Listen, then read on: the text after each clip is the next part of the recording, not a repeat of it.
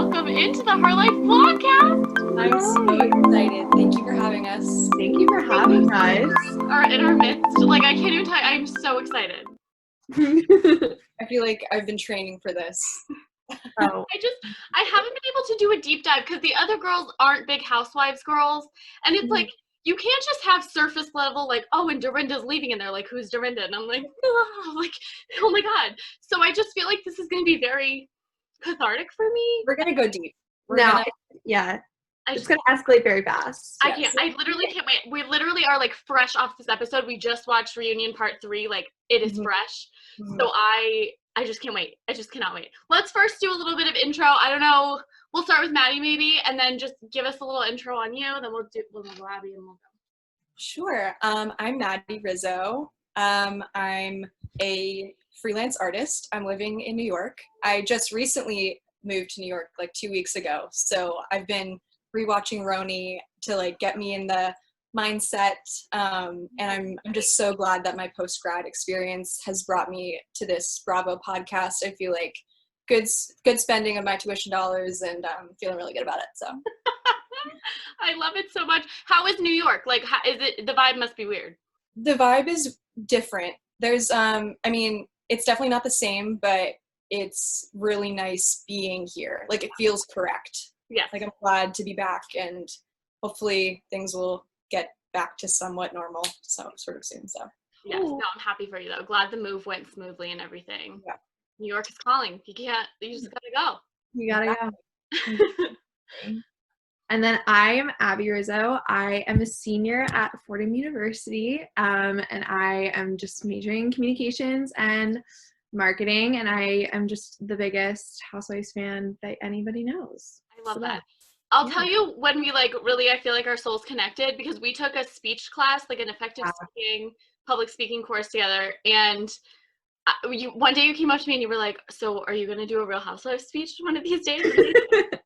Wait, should I? And I don't think I ever did, but I like it makes me regret. Like, no, yeah. Like when I knew that you and I were going to get along was when I think it was the speech that you did when you were like, I think that the next like reality show like has to be like a Joe and Sophie Turner show. And I was like, yes, I agree. That would be such Rachel and I. it would. Can we even imagine? Oh my God. Like a baby now. That'll be the next podcast. We'll be Rachel delivering that speech and sending it personally to my speeches. If our professor could, all so good. Like, we're gonna send it to him. We're gonna send this because this is public speaking. Hello, like we are. To Lewis, he would be so proud of us. Are you kidding? Hi, Lewis. I'm gonna email it to him. There's nothing that can stop me. I'm so excited. Please do. I would love nothing more. Oh my God, you're so cute. Okay, I'm so excited. Before we dive into Real Housewives stuff, I just want to do a brief Emmys overview because I really haven't talked about that much yet either. First of all, let me start by saying, like, I guess I need to be watching Schitt's Creek. Have you watched? Do you watch? Yes, we are all aboard Schitt's Creek train. Absolutely loved it. It's so wonderful. It's so weird. It's like a very specific sense of humor, but like they also manage to have all these wholesome moments, and there's a blending of like old comedy and new comedy, and it's thoroughly entertaining. I highly recommend. So good. That's definitely going to be my next thing. I literally, because usually I save my Bravo like binges for the weekend and I just get through it all, but this week I like went day by day so that this weekend can just be of me catching up on Schitt's Creek and like binging that because I feel like so left out. You know what I mean? And I'm like, obviously it's going to be good. You know what I mean? It goes very quickly too. The episodes are short, so. Love it. Okay. I'm so on board. Oh my God. I mean, we also can't like go any further without talking about the fact that Zendaya, yes, our queen, won an Emmy, and she's the youngest person in that lead actress category to ever like win, which I mean is deserved. It was like such a moment. Like I can't even explain to you. Like I just don't. I can't even imagine what the energy was like in that room. I was listening to the Comments by Celebs podcast. I don't know if you guys listen to that. Those girls are love. Oh my God, they're so good. But they were talking about Zendaya, and they were like, my only thing is I wish this was a real in-person ceremony for her. Like, I wanted her to have that moment to go up on stage and like, because you know, everyone wanted her to win that. Like, imagine you're winning against Jen Aniston. Like, are we kidding? That's insane. No, it was a huge, I mean, just for her personally to win was amazing, but it was just like, she's going up against these women that have been acting for years and years and years. Like, she just, I cannot imagine what that was like. And it was just the most, like, to watch that speech, it's just like your heart was so warm. It's just, that is the energy. Yeah. Like, her family, like that, her family just like sent it for me. I was like, oh my goodness. I was listening to some podcasts that it's from The Ringer, but they do a lot of like pop culture stuff, and they were talking about the Emmys, and they sort of had like the reverse thing where like, hopefully this award season format is like the only time this is going to have to happen, knock on wood somewhere.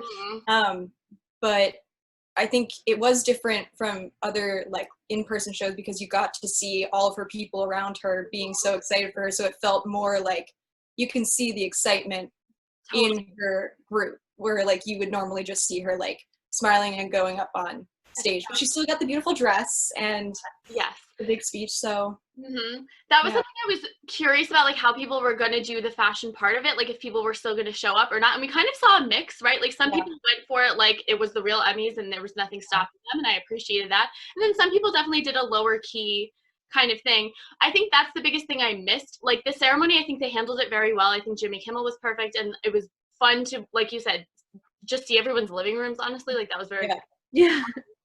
But the thing that I missed the most was the whole pre-show. Like I watched the pre-show on E, but it's like just watching the recorded stuff. Like it's not the same. You want to see like the energy of the red carpet. That's the main thing I think that was like lacking for me. But the show itself, the ceremony itself, I thought was like,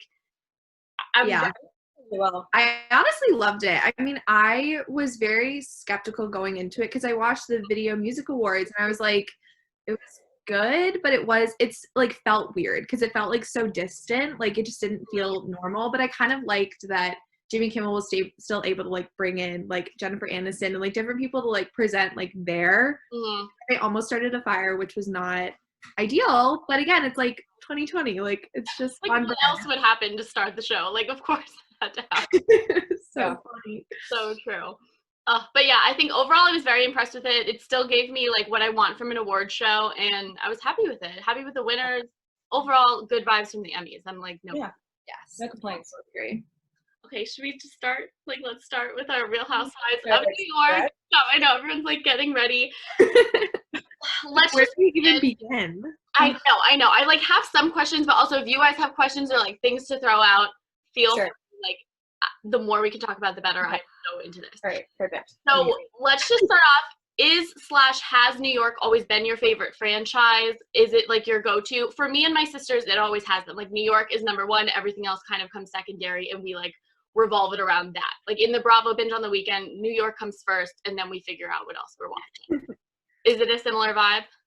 Yes. Yeah. New York has been my lifeblood for years. I love the show so much. They're an all-star team. Like they've never been bad. No matter what happens, they can always turn out, and they just never disappoint. Like it's always going to be good. There's more drama in one episode than there is in like 5 episodes of like Real Housewives of Beverly Hills. You know what I mean? That's my thing. Yeah. I don't know. No, I totally agree, because it's like Beverly Hills, especially this season, like they showed up, but they only showed up in one plot. Like they had one interesting plot line that was very fun to watch, but it was the entire season. So like, yes, I was invested, but like that would literally happen in half of an episode of Real Housewives. Yes. Oh, exactly. Beverly Hills fixates on like one stupid thing, and that's the storyline for the whole season. Last season, it was like the little dog that they were fighting about. And then this season, like Juicy Lucy Apple thing, like the dog. And then this season, it was like obviously the Denise and Brandy thing, but then there was a whole tiff about glam and like who wore glam and who didn't, and then Erica Jane on Chicago. Well, yeah, that was like we didn't get to see a ton of that either. So like, right. As Abby said, I think you get a lot more drama in one episode, one dinner, one like episode of them looking for rooms in the vacation house than you would like an entire season of any other franchise. 1,000%. And what boggles my mind, and I think what makes New York so entertaining, is that they just like there's no grudge holding. I don't think, especially not on the level of like a Beverly Hills, where they're fighting 1 second and then they're like they love each other the next. And it's so there's something very like nice and heartwarming about that. But then they also can get very vicious. Yeah. It's wild to watch how quickly it flips and flops. And even at the reunion, like they'll show a clip of like Dorinda like reaming somebody out, and then they're like, but I love you, you're my sister. And it's just wild to see. Like, there's nothing like it. And season to season too, like I will sometimes go back and watch old RHONY episodes just because that's like my TV happy place. I feel really good about it. But like, just you go back a couple years and it's just like, who was fighting that year? Like Luann and Ramona were going at each other's throats, and then they were like being so supportive of each other another year. Like, it really just depends on the season, but they all, I think, have signed on that they're in this sorority together. And so no matter what happens, like, they will ride or die for each other.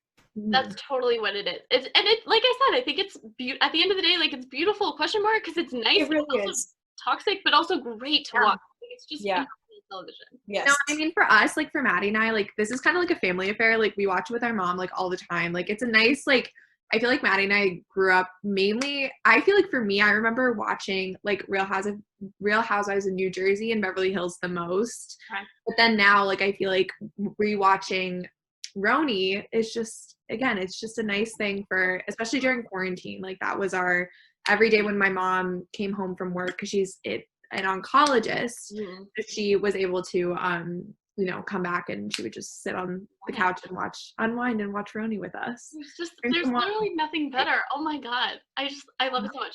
Really quick thoughts on Potomac. This is my first Potomac season. I had never watched before, and I am ashamed of myself because I didn't know what I was missing. I'm going to take this one because I don't believe Abby's watched it.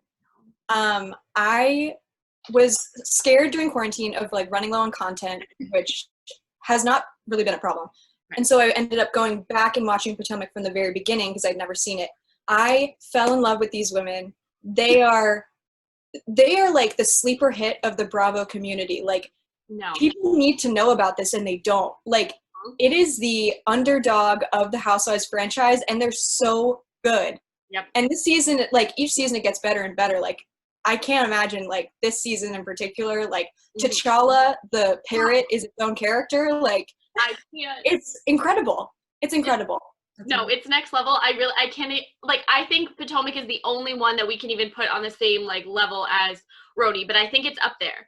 Like, I think really there's potential. It's just that we don't have the years and years of knowing all these women and like feeling like we know them from like a whole like another time. You know what I mean? Because you look back at like Ramona from the beginning, like she's a whole different woman now. You know what I mean? So we don't have that with Potomac yet, but we're definitely going to get there, and it's cool to be like in the beginning stages still. Yeah, and there's still a lot of like OGs, or if not OGs, like people that have been on it for a long time. Like, there hasn't been a ton of turnover, which I appreciate, that they had like a solid base to begin with. Also, Abby and I are from that area at home.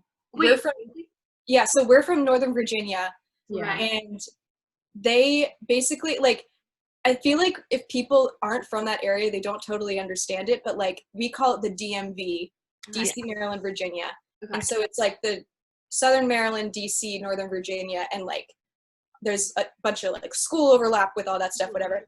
And so Potomac, it might as well be called Real Housewives of the DMV or whatever, because there's sometimes someone's living in Northern Virginia, sometimes someone's in DC, sometimes someone's in Maryland, like I think, and then a lot of their socializing is in DC or Georgetown, and like we've been to some of the same places that they've gone like shopping or like gotten coffee or whatever. So it's been really cool from that perspective too, to see like a Bravo show being filmed in these places that we know and love. Like that's added another element of just. Well, it is so funny because when Maddie was finishing the first season over quarantine, I watched like the last couple episodes, and I guess they had gone to like Bethenny Beach, and like for no one that knows, like a lot of people from like the DMV like go to Bethenny Beach for like beach week, and just, you know, we used to have like a little like beach condo up there, and it was so fun. That it's just like, it's so funny that, you know, that's like where they go. Yeah, it's like, do you remember that one time where the Housewives, I think it was 2 seasons ago, when they came to Arthur Avenue? Yes, the gangster lunch. Yes, and it was the Dorinda clip. Like, that was the clip episode. Okay, like, it's crazy. And it's like, to be like, I'm just mad I didn't stroll down Arthur. I think maybe I was a freshman year. I think it was freshman year, right? Yeah. So that was like a time. Like, I remember like the campus was like a buzz, and like, but only for like half the people, because some people were like, who are these women? I have no idea. Like, I don't care. I don't know. I was so upset. Somebody posted an Instagram, and like it just spread like wildfire. But I get it. It's like when you know these places, and then to like go to dinner there, you're like, I am next level. almost as good as if when J-Lo was on our campus. What a time. God, I love our school. Oh, I miss it there. Go Rams. Go Rams. Okay, let's move on back to Real Housewives of New York. Who would you say is your favorite cast member? I'm debating whether I want to say like of all time or this season specifically, but interpret it as you wish. I literally took notes. Okay, so I have an all-time choice and then a this season choice. Beautiful. Because they're pretty different. Okay. So my all-time all-star is Bethenny Frankle. Yeah. The one-liners, she rose to the top. She started her own business. And like the fact that the ghost of Bethenny Frankle still pervades this franchise is so telling of the power she possesses. Like, she's coming up in the reunion where like she hasn't been on all season. Like, it's this whole thing. So I really respect her for that. I'm also terrified of her, but like love her so much. Yeah. And then this season, I'm gonna have to give it to Leah because she's had an excellent rookie season. Like, I can't think of the last time someone came on as a newbie and became like a fan favorite instantly. Yeah. It was really phenomenal to watch. Well, also like with Leah, like I think that she's just one of those people that like, I mean, she has no problem being like calling out Ramona or any of them. And I think in the past seasons, like a lot of people just want to like get on their side and then talk shit behind their back. Sorry, I don't know if we're allowed to curse, but I'm assuming that's fine. Let it out.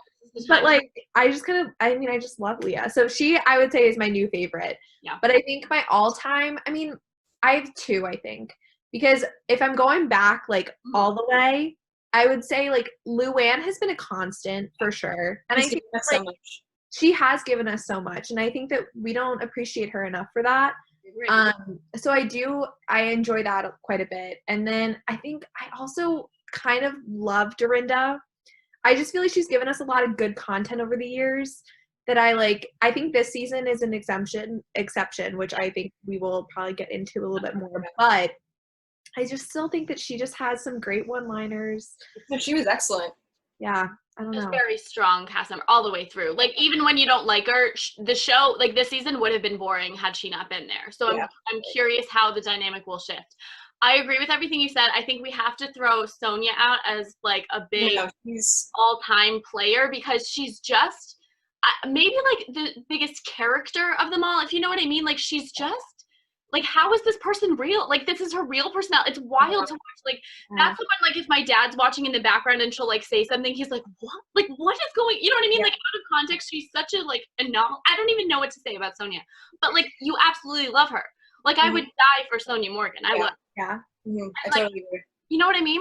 Yeah. And I also have to say, I agree with what you said about Luann, and I think especially this season, I enjoy her so much more when the plot line's not about her. That's something me and my sisters it's like, when it's centered on her, you see the worst of her, and the whole cabaret, like, narcissism comes out in, like, the worst way, and it's not even fun to watch. But when she's, like, this peacekeeper kind of, like, mom role, they, like, called her the mom of the season, and it's true, but it's so wild to watch. But it's, like, refreshing, and I loved watching her this season. I was she was lovely this season. Like, she still had her moments of, like, oh, yeah, that's Luann. Like, she would say something that made her sound like, you know, whatever.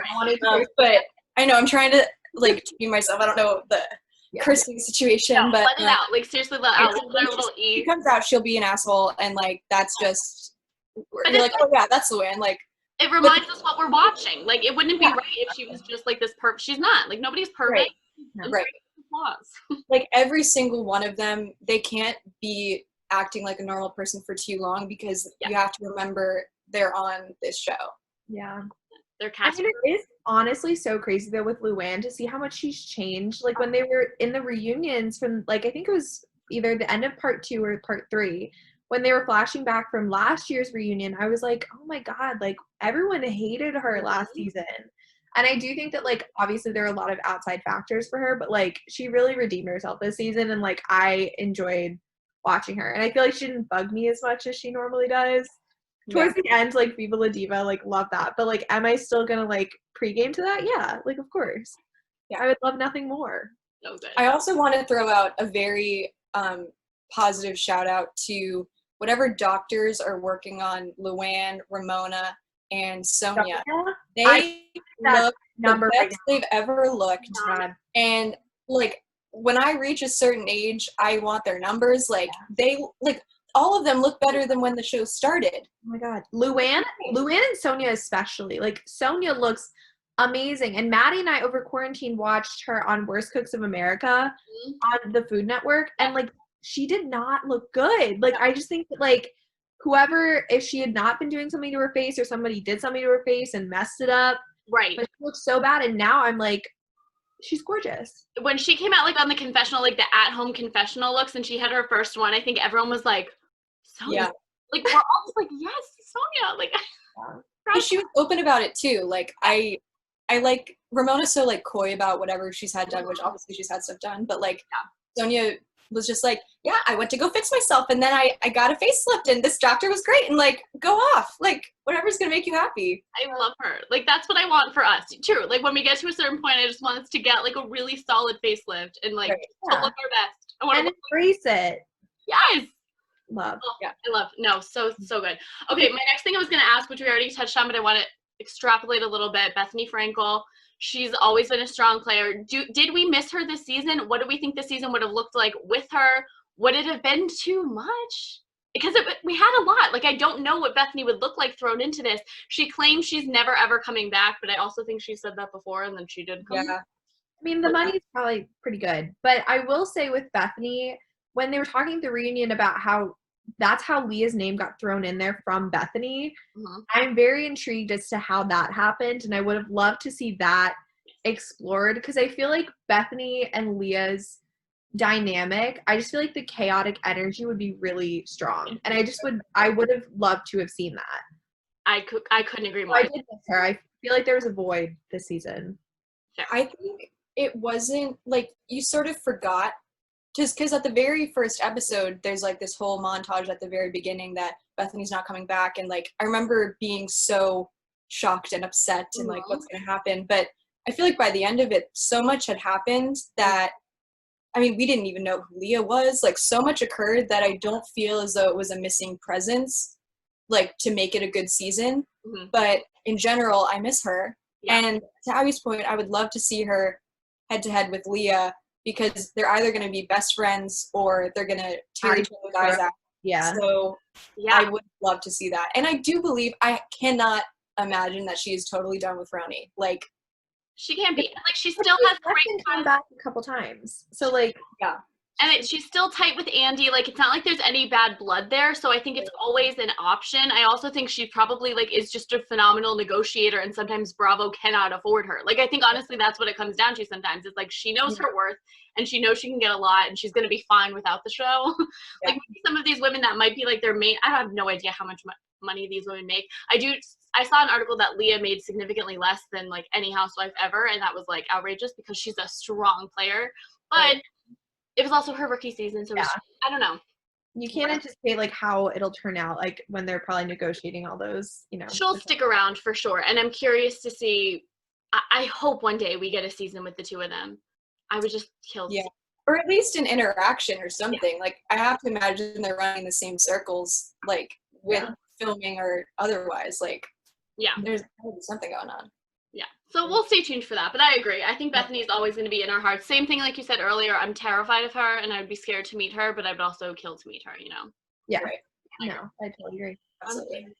Same page. My next thing was thoughts on Leah McSweeney, but, like, obviously we know how we feel. She was really strong. Like, it's really incredible. Yeah. She's, like, just super hot, too. Like, she has got it on. She looks so good. Yeah. I also think she, like, brought life back into it. Like, I just feel like, because, again, they've all been on it for so long that, like, I feel like it was just, like, a breath of fresh air that I was like, okay, like, I kind of love this new drama that, like, Ramona is now suddenly very conservative about, you know, anything. I'm just like, I don't think that's ever been the case with Sonja, but okay. She can hold her own, too, which I really respect. Like, she's in it with all these OGs, and she's killing it, and they're, like, a little taken aback. Like, I feel like usually if there's a newbie, like, there's a hazing period, or, like, something happens where there's a very clear divide, but she puts up a fight, and I really respect that. We got, like, multiple, and, you know, there's the drunken conversation is, like, some other thing, but we got multiple events in which she was the center of the chaos, and that's very powerful in a housewife, and it's something I respect.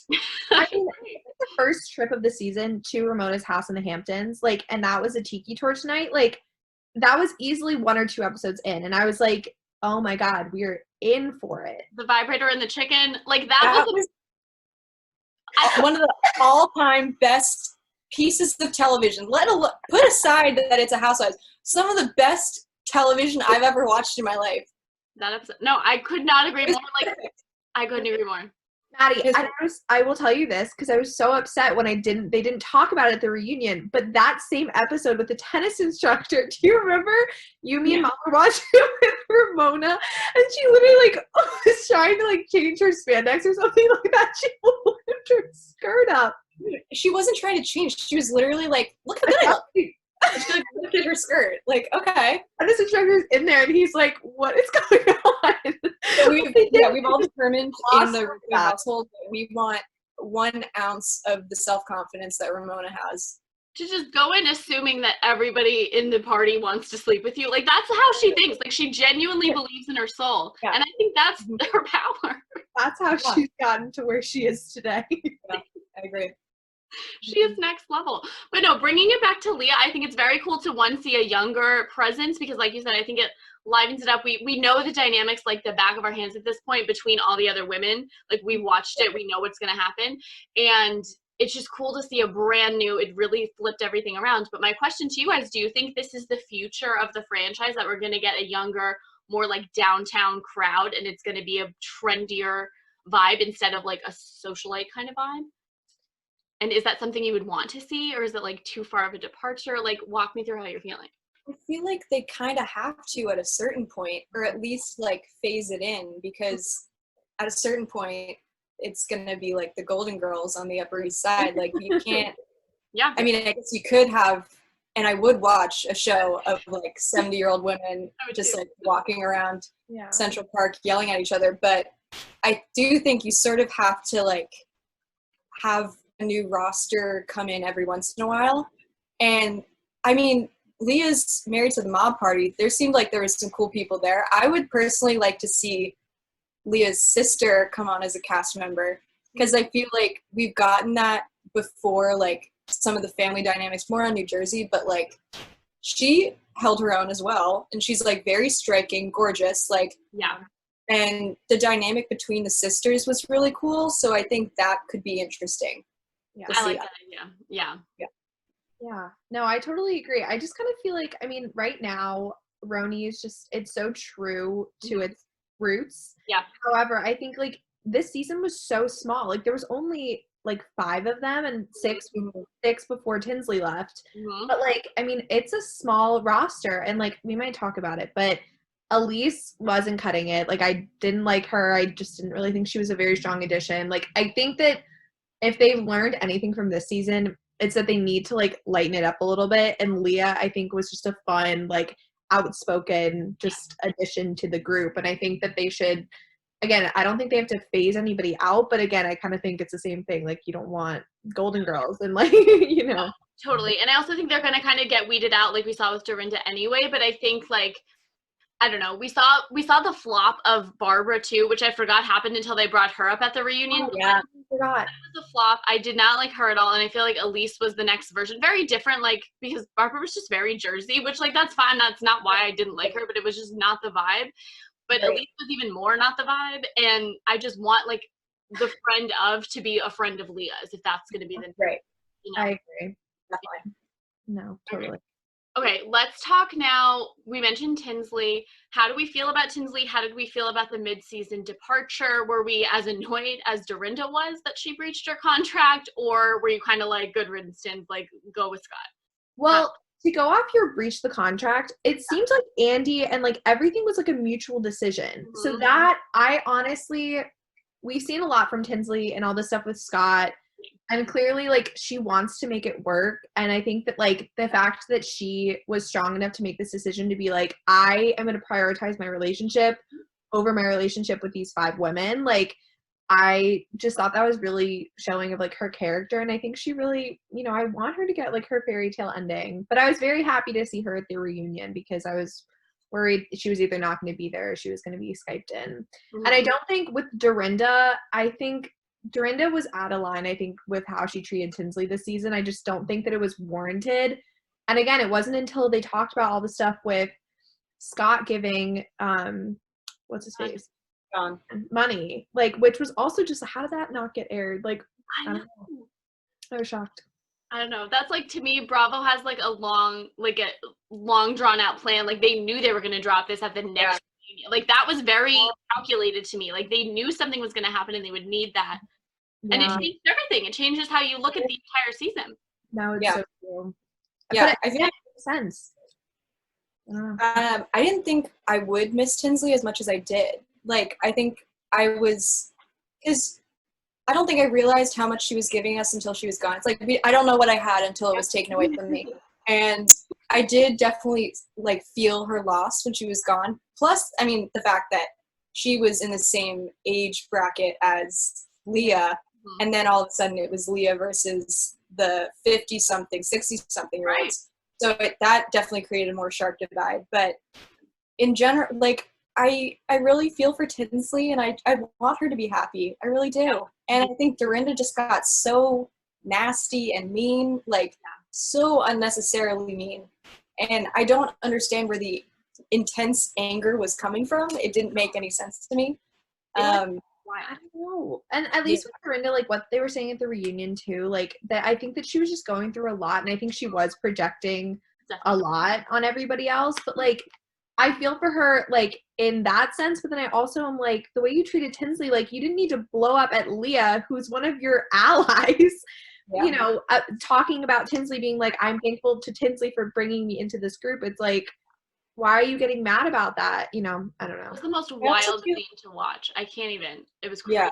A weird way to end. And I feel like with RHONY, I feel like there's a fine line between brands of crazy, where, like, there's the crazy and you're just, it's like Ramona crazy where you're just like oblivious and you don't care, and like whatever she has, like diarrhea of the mouth, like whatever she says, like you sort of have to take it with a grain of salt because she's not vindictive. She's just like out to lunch at all times. Yeah. But then there's this season Dorinda crazy where it felt so intentionally cruel that it wasn't as fun to watch. Like, because it was just like beating this dead horse over and over and over again, and it wasn't fun anymore. Like, it's not the same thing, you know?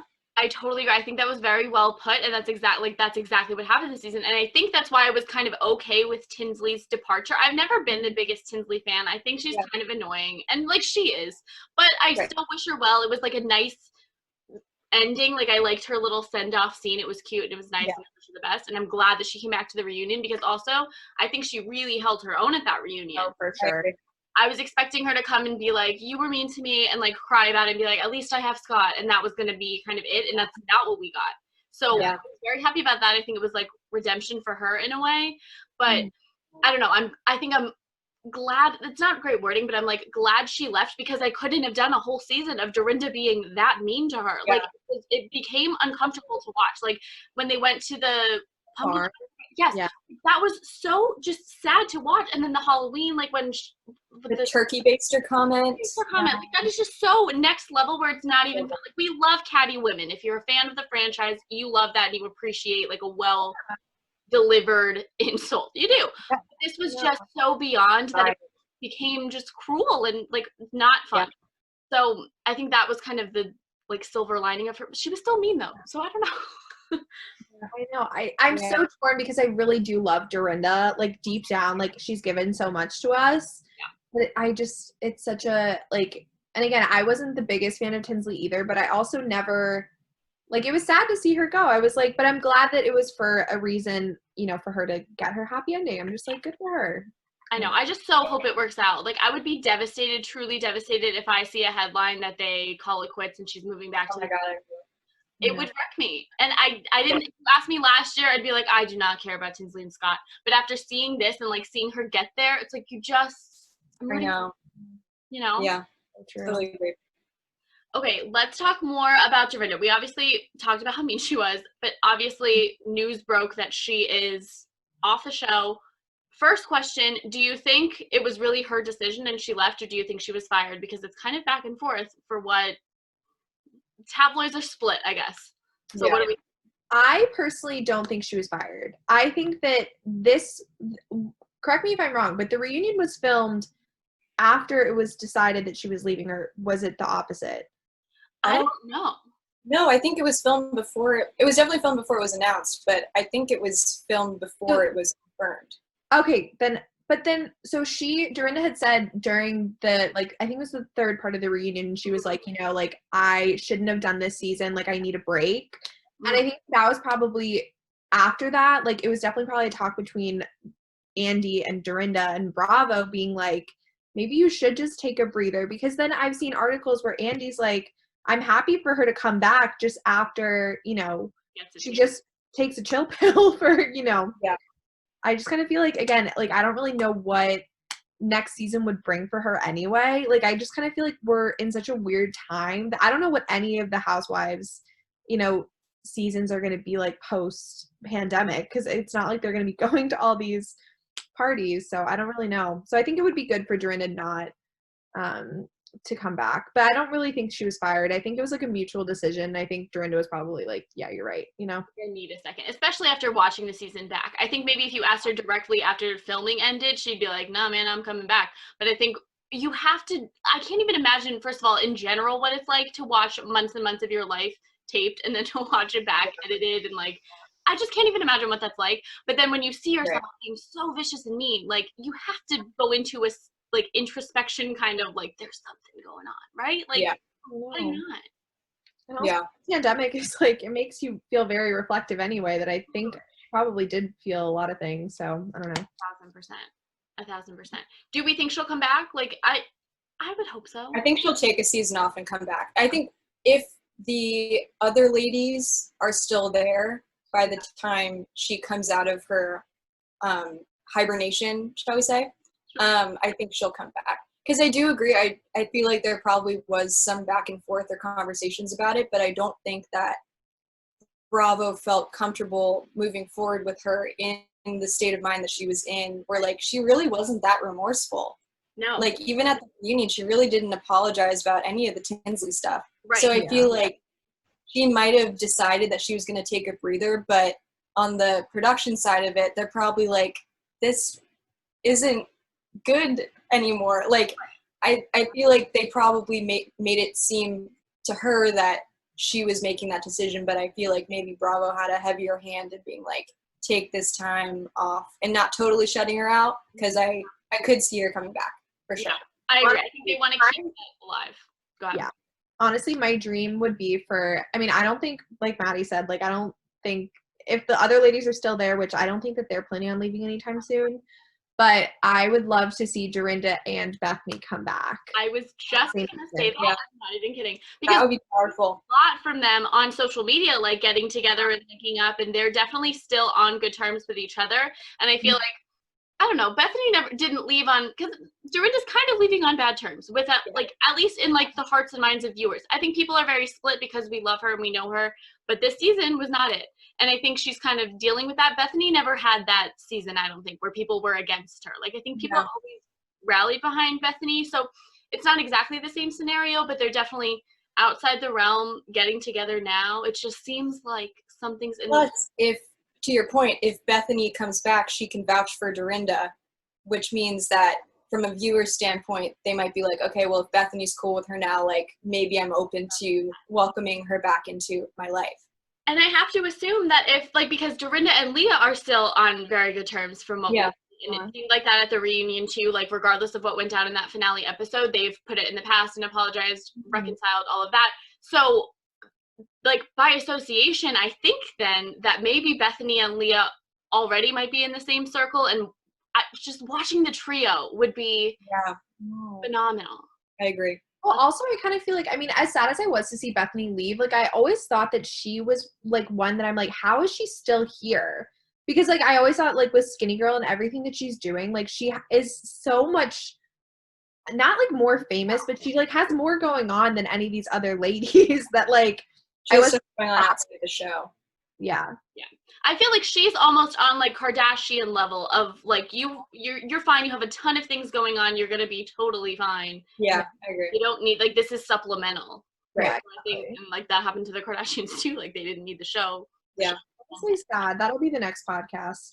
I know. I just don't know how I feel. And also I'm curious about how the rest of this season's gonna go because it's all like quarantine stuff. Like I'm just so, times are changing. I think also another thing that I think made this season of RHONY so special is that it was really the last full season of normalcy. Like all of the other upcoming seasons now start pandemic talk. Like the OC that's coming out, like all of that is, we're out of toilet paper and we can't leave our homes. Like what is that gonna look like? So I feel like the only other one would be Potomac, because I think they were supposed to air in May and they pushed it back because of lockdown to sort of like spread out the content. So I think that's probably going to be like the total last one of like just getting it in like at the last minute, because they're currently in like fall time. So it's like literally a year ago that they were filming. Right. So we might get some normalcy from that one, but like I'm honestly not interested in OC at this point. Like I was gonna ask if you guys I don't know. I've tried to watch the last like 3 seasons and I always fall off.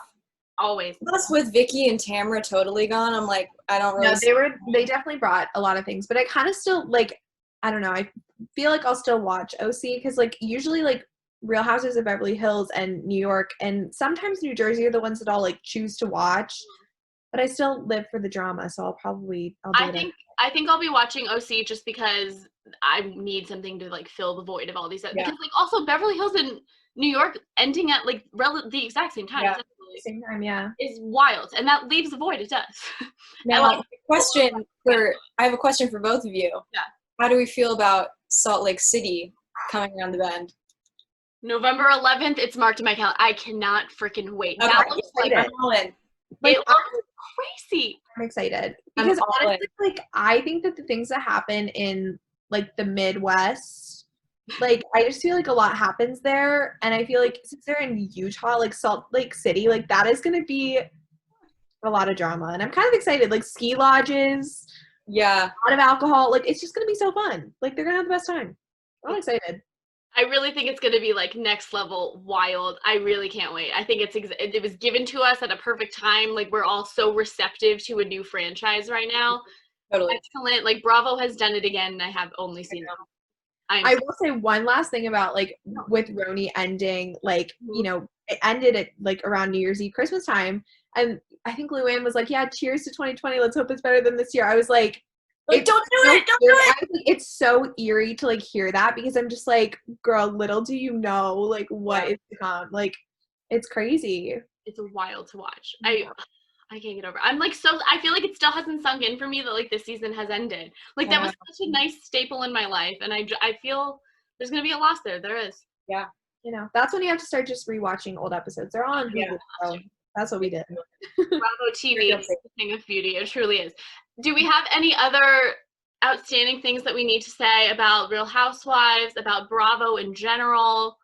Any messages to Andy Cohen? Like, what do we need to say? Go ahead. Well, of course I love Andy Cohen, but I will say, I don't know, I know Maddie's been watching Below Deck Med, but have you watched this season, Rachel? Yes, I have. Have you been catching up with everything that happened with Malia and Tom?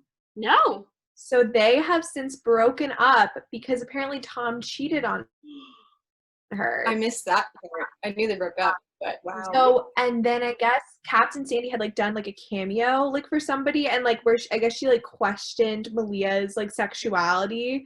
So then Malia had to post on her Instagram and be like, I don't really know what Captain Sandy was talking about, but like, yes, Tom and I broke up, like all this stuff. Like it was wild.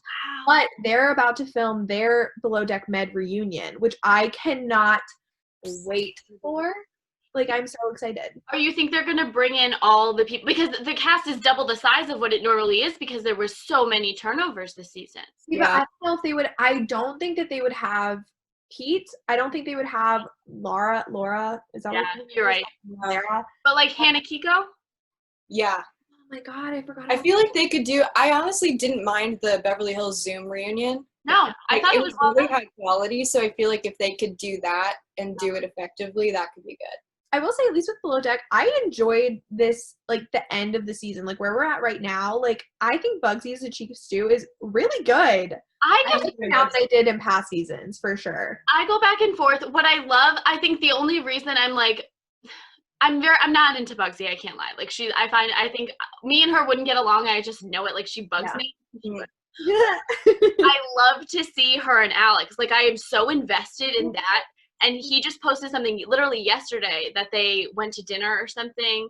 And I'm like, so that's still, he made some kind of comment about like, oh, like she's still blowing me off a year later or something funny. But I was like, are you just poking fun? Like, you're still on good terms. Where are we at? I DM'd him. He has yet to reply. In my mind, like, I'm going to fall in love with Alex. I wasn't into him at all. But now that like he's with Bugsy, I'm like, wait, I'm like very into Alex. He's such a lovable idiot. And that's what Bugsy needs. And that's true.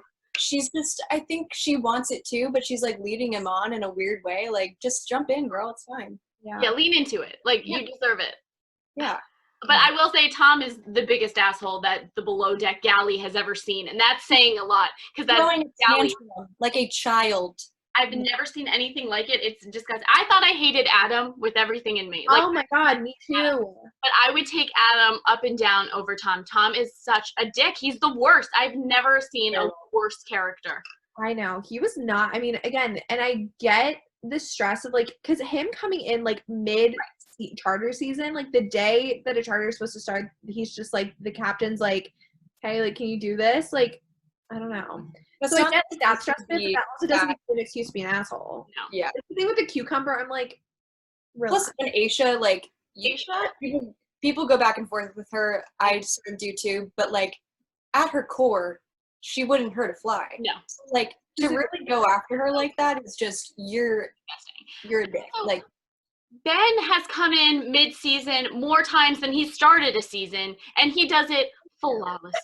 I know it's hard, but he gets the job freaking done. Is he perfect? No. Is he an asshole? Yeah. But like, you're not like demeaning. Like, he's just so vicious. I feel like, I'm gonna say it, Tom and Dorinda on these seasons are like a similar level of viciousness. They dug their own graves. It's their fault. That's the thing, and it makes it not enjoyable to watch. Like, it crosses a line where it's too far. I'm like, I'm not about it right now. Totally well, also not even like Tom is like a funny asshole. Like, he's just an asshole. Yes. Like, he doesn't provide a lot either. No. And then like the way the last episode ended, where Sandy was like, Malia, you can't go in the galley. And she's like, he's gonna walk off the boat. I'm just like, if he's let him go. I'm like, Sandy's like, get him out of here. Like, whatever. Yeah. Like, he's acting like an asshole. Like, I would go cook Sandy's the captain. Like,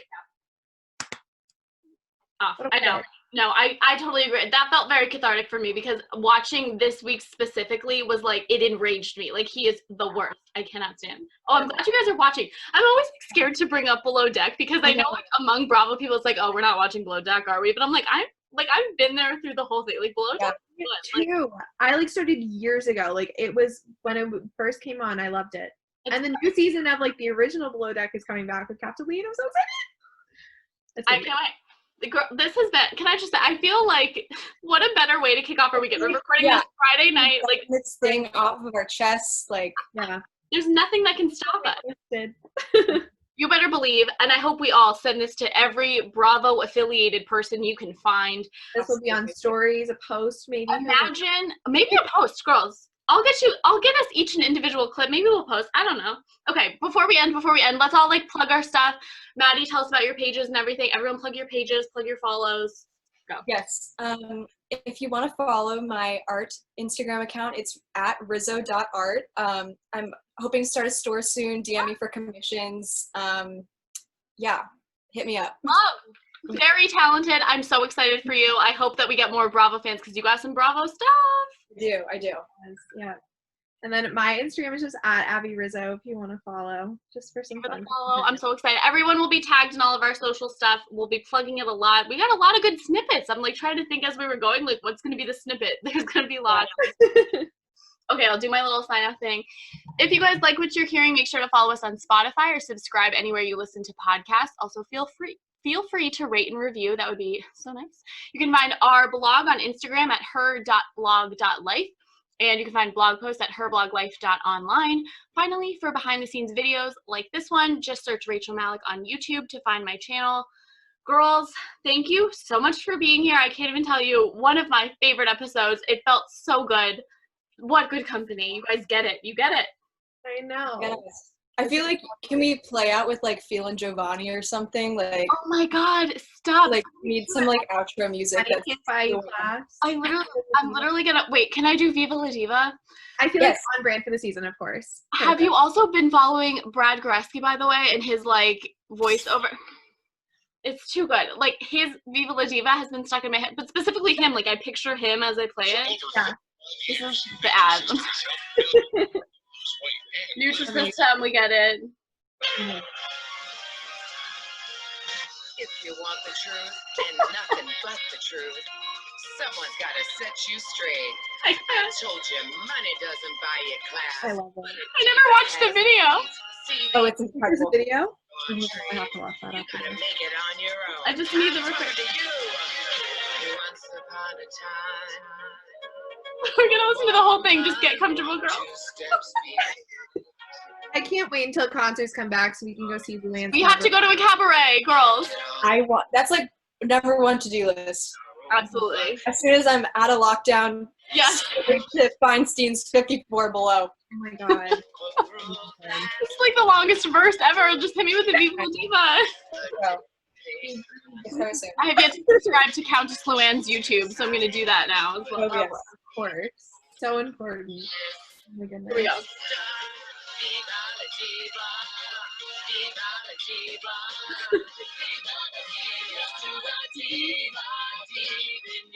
Oh, it's too good. It's just so perfect. The diva's in you. The divas in you. Oh, she's such a queen, girls. Seriously, thank you so much for being here. Oh my God, now I'm like playing it. No, Rachel, thank you so much for having us. Seriously, this has been so fun. You guys matched my energy in such a phenomenal way. Everybody, thank you for listening. I'm Rachel Malak. This has been the h.e.r.LIFE Blogcast. Woo!